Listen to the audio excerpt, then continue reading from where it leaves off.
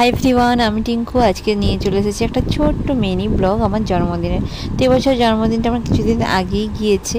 তো এবছর জন্মদিন মা বাবার সব কিছু আয়োজন করেছিল, কিন্তু ঠিকভাবে পালন করতে পারেনি, কারণ আমার ঠাম্মা এবছরই মারা গিয়েছে। তো কারা আসলে এখনও যায়নি, তাই রিচুয়ালসগুলো সব বেটুই পালন করেছিল।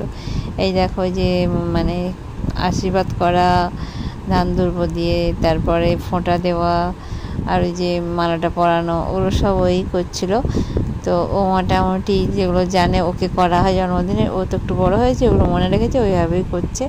আর ফোঁটা দেওয়াটা ওকে মোটামুটি প্রথমে ডান হাতে আঙুলে নিল। ওকে অনেকেই বলো না ডান হাতে নয় বাঁ হাতে, আবার বাঁ হাতে নেয়, বাঁ হাতে না না বাঁ হাতে নয় ডান হাতে। এভাবে ও কনফিউশনে পড়ে যাচ্ছিলো যে কোন হাতে আমি ফোঁটাটা দেবো।